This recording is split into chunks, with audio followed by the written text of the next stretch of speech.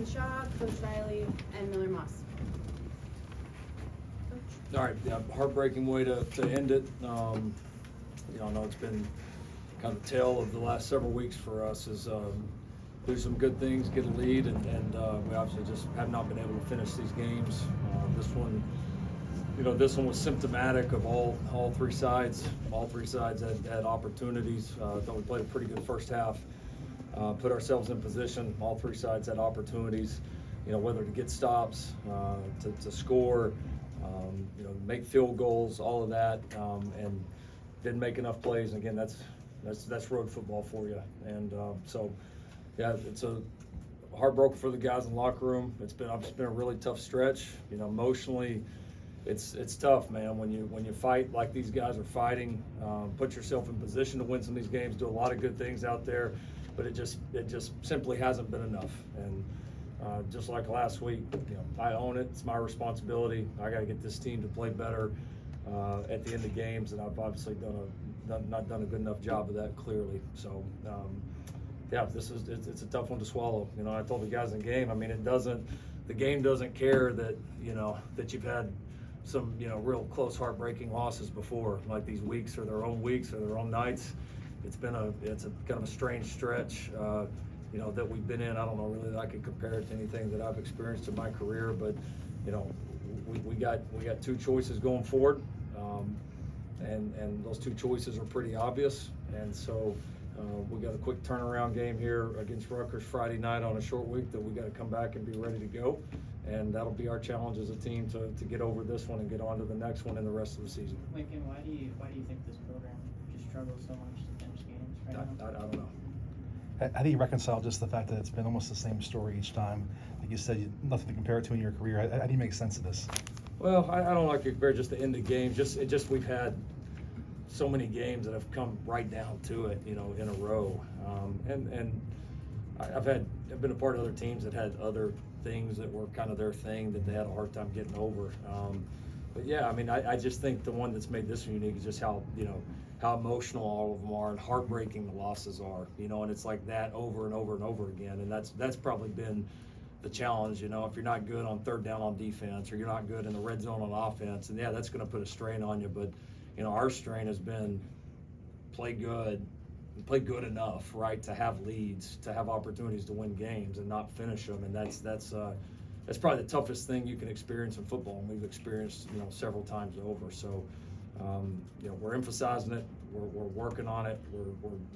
Obviously we got to do a better job of it, because again, I say we're doing a lot of the heavy lifting, which is put yourself in position to win games against good teams. But obviously the inability to finish them off has been it's just it eats at you. That inability to finish, does it feel like that has built on itself, like as each game has gone on? Like, did you get any sense that was in guys' head? It may be in some.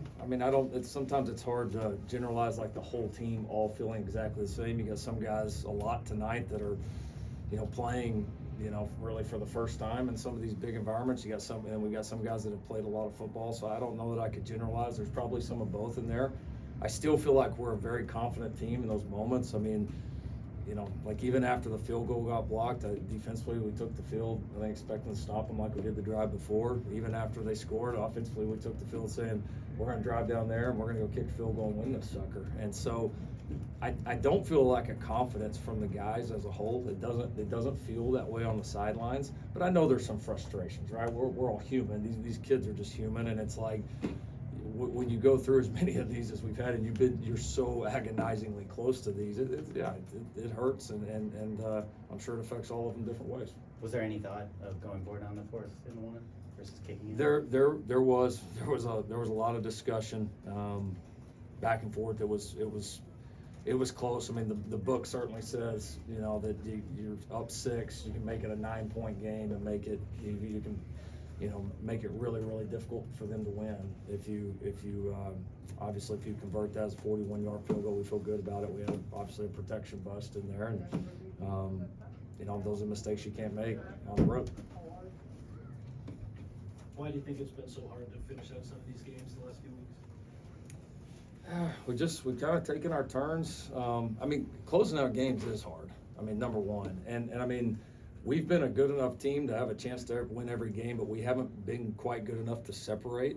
And when you put yourself in these moments, like, you are going to have to make some plays to beat somebody, especially on the road. Like, you're going to have to make that field goal or make that fourth down tackle or make that catch or make that throw or block or whatever it is, because it's just not going to be handed to you. And we've been good enough to have the lead to win them all. We just haven't been good enough to separate. And so, we put ourselves in that position. Now it's I mean, we're going to continue to hammer at it, because it's some of the same things that aren't happening, they are happening in a positive way in other parts of the game, or we wouldn't be in those positions. So we just got to stay at it. I mean, there's not a magic remedy, right? You go back to work, you keep identifying the things that we're not doing well, keep trying to emphasize and maximize the things that we are, and try to be 1-0 next week. Last 2 weeks, you guys have come out a little bit cold in the second half after a great first half. So what do you think the difference has been maybe between that stretch and the stretch in Michigan and Wisconsin, where you guys were so good playing in the second half? And we were, and we actually had a great start to this one, because we got a stop. Offense had a good drive going, and then again we just we had a mistake, and just what you can't do on the road, because man, we had like a golden opportunity. It felt like we were going to take all the air out of the stadium right there, and so you knew after that one that kind of gave them some life, gave them some momentum. You knew it was going to be a little bit of a dogfight after that. For Miller and Bryson, how do you look at the rest of this season and what you want to make of it, what you want to get out of what you have left?